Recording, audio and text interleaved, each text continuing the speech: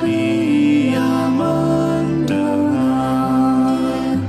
sejak kulihat wajahnya, ku yakin pada firman-Nya dan menyerahkan bimbangku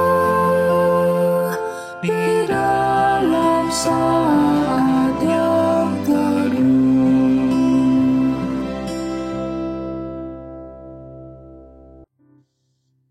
Mazmur 100 ayat 4-5. Masuklah melalui pintu gerbangnya dengan nyanyian syukur, ke dalam pelatarannya dengan puji-pujian. Bersyukurlah kepadanya dan pujilah namanya. Sebab Tuhan itu baik, kasih setianya untuk selama-lamanya, dan kesetiaannya tetap turun-temurun. Saudara-saudara, kita akan mendengarkan firman Tuhan di dalam persekutuan doa pagi GKI Surya Utama ini. Sebelum membaca dan merenungkan firman Tuhan, mari kita berdoa terlebih dahulu.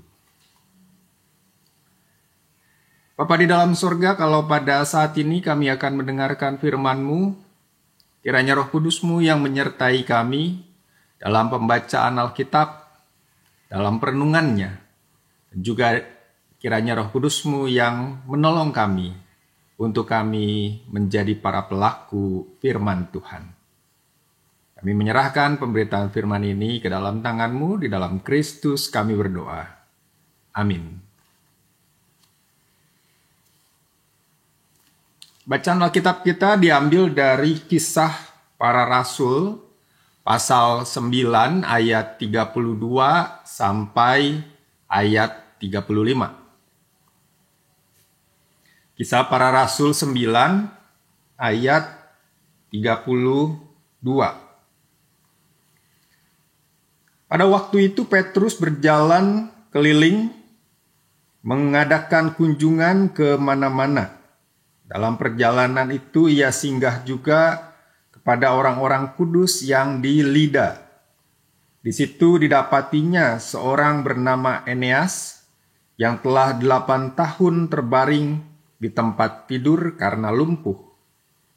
Kata Petrus kepadanya, "Eneas, Yesus Kristus menyembuhkan engkau. Bangunlah dan bereskanlah tempat tidurmu." Seketika itu juga bangunlah orang itu. Semua penduduk Lida dan Saron melihat dia, lalu mereka berbalik kepada Tuhan. Saudara-saudara, demikian pembacaan firman Tuhan.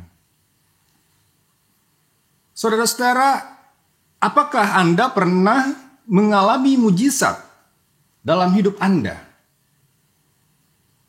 Jawabannya tentu bergantung pada pemahaman Anda tentang mujizat itu sendiri. Atau bisa juga sebaliknya. Apa yang kita pahami itu tentang mujizat itu, ya bergantung juga pada pengalaman kita.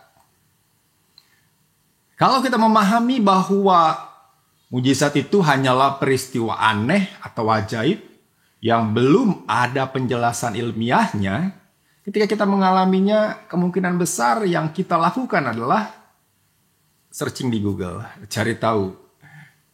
Atau kemungkinan besar juga kita tidak pernah mengalami mujizat dalam hidup kita. Misalnya, ketika dokter menyatakan kita menderita suatu penyakit berat dan harus menjalani pengobatan yang panjang, mungkin sampai bertahun-tahun. Ini misalnya ya. Lalu baru 1 bulan pengobatan kita sudah dinyatakan sembuh. Penyakitnya hilang total. Apa yang ada dalam pikiran kita? Biasanya kita akan berpikir bahwa dokternya salah diagnosa. Apalagi kalau dokter yang menyatakan kita sakit dan yang menyatakan kita sembuh, itu dokter yang berbeda. Salah satunya pasti salah. Ya kalau dua-duanya benar, itu aneh, tidak masuk akal. Pasti ada yang salah. Malah kemungkinan besar kedua-duanya itu menurut kita salah. Dokter pertama misalnya salah diagnosa karena seharusnya kita tidak sakit, tetapi divonis sakit. Lalu menjalani pengobatan. Penyakit lain muncul sebagai efek samping ketika orang sehat menjalani pengobatan. Dokter yang kedua yang menyatakan kita sembuh itu juga kemungkinan kita merasa dia salah. Karena sebenarnya kita masih merasakan sakit, menjadi sakit, dan penyakitnya tetap ada. Nah, saudara, itu pikiran-pikiran logis manusia ya kira-kira ya kayak begitu. Saya tidak mengatakan bahwa dokter selalu benar atau selalu salah. Dokter kan juga manusia yang bisa melakukan kesalahan.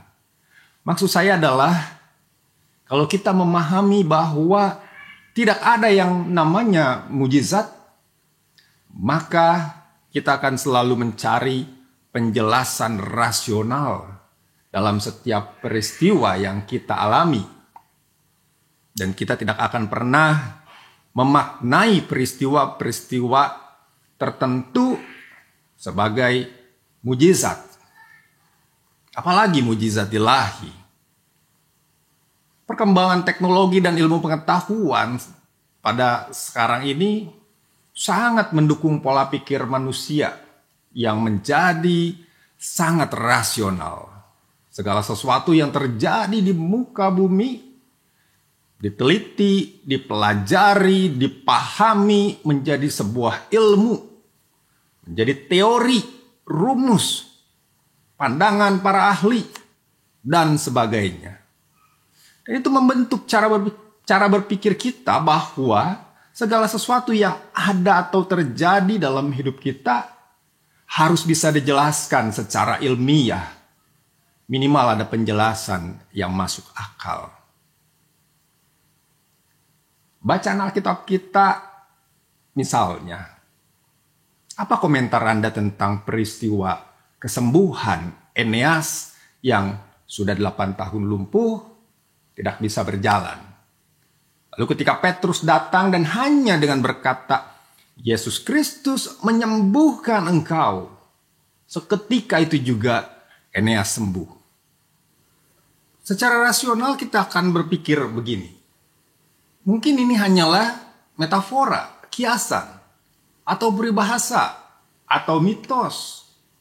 Mungkin juga kalau kita tertarik dan belajar ilmu fisika, kita akan mengatakan bahwa suara Petrus itu masuk ke dalam frekuensi tertentu sehingga men-trigger tulang, otot, syaraf yang berkaitan dengan kaki Eneas menjadi berfungsi kembali. Memang suara pada frekuensi tertentu itu bisa memberi bermacam-macam efek ya.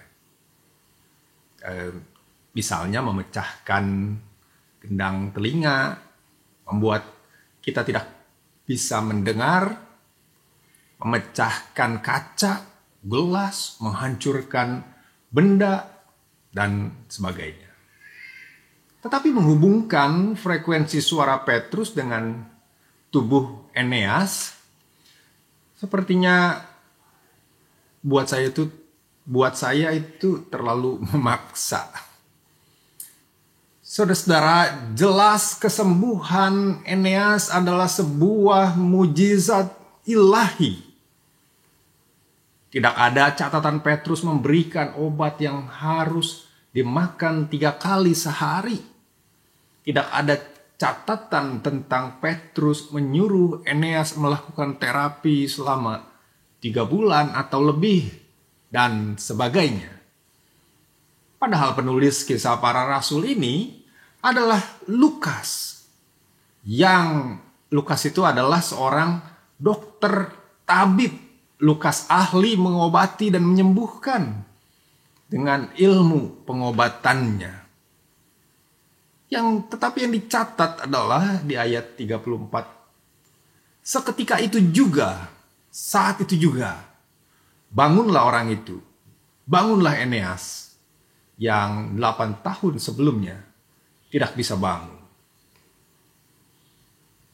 Pada bagian berikutnya di perikop kita, masih pada perikop yang sama, ada cerita tentang Petrus membangkitkan Tabita dari kematian.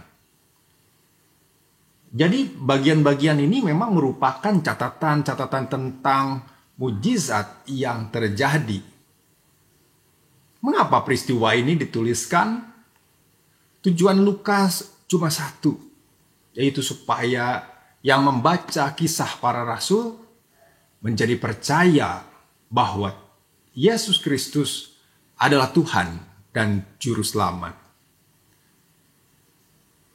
Begitu juga yang dilakukan dengan Petrus. Petrus tidak membuat seolah-olah dirinya yang melakukan mujizat kesembuhan itu. Dia mengatakan, Yesus Kristus menyembuhkan engkau. Jadi yang menyembuhkan adalah Tuhan, bukan Petrus. Lalu di ayat 35 dituliskan di situ, semua penduduk Lida dan Saron menjadi percaya kepada Tuhan, bukan kepada Petrus. Mereka tahu bahwa Eneas benar-benar mengalami kesembuhan. Mereka selalu melihat Eneas terbaring tidak bisa berjalan selama 8 tahun sebelumnya. Kini di hadapan mereka Eneas bangun dan berjalan. Saudara, mungkin yang namanya mujizat itu terlalu luas untuk kita pahami, kita mengerti, dan kita bahas. Tapi dari cerita ini, paling tidak kita bisa belajar 3 hal tentang mujizat. Yang pertama, buat kita yang adalah orang Kristen, mujizat itu nyata. Kalau kita percaya kepada Tuhan, itu berarti kita tahu bahwa Tuhan berkarya dalam hidup kita. Dan pekerjaannya, apa yang dilakukan Tuhan itu bisa melampaui pikiran dan logika kita. Ya, Tuhan memberi kepada kita logika, akal, pikiran, dan sebagainya yang mesti kita gunakan untuk kita menjalani hidup. Tetapi jangan lupa, Tuhan kita bukan pikiran atau logika kita. Otak manusia itu memang hebat, tetapi jauh lebih hebat yang menciptakannya.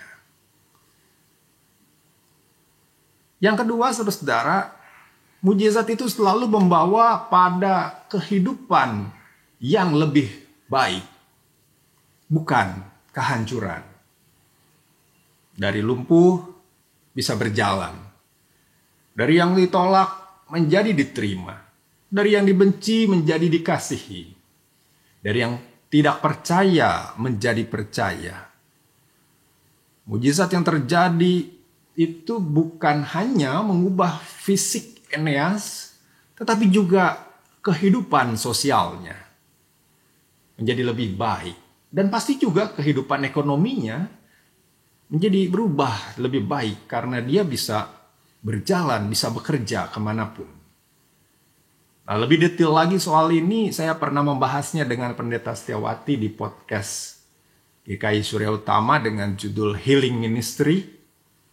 Kalau saudara-saudara mau tahu lebih banyak, klik aja link di atas ini atau di akhir video ini. Yang ketiga, saudara-saudara, yang sangat besar juga adalah perubahan kehidupan orang-orang di 2 tempat atau 2 kota itu, yaitu Lida dan Saron. Dari yang tidak percaya menjadi percaya kepada Tuhan.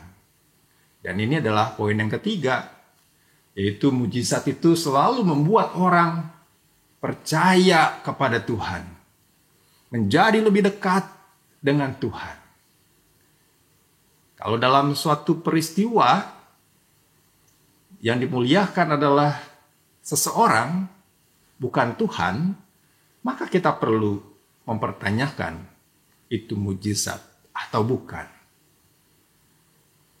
Cerita tentang kesembuhan ada banyak di Alkitab.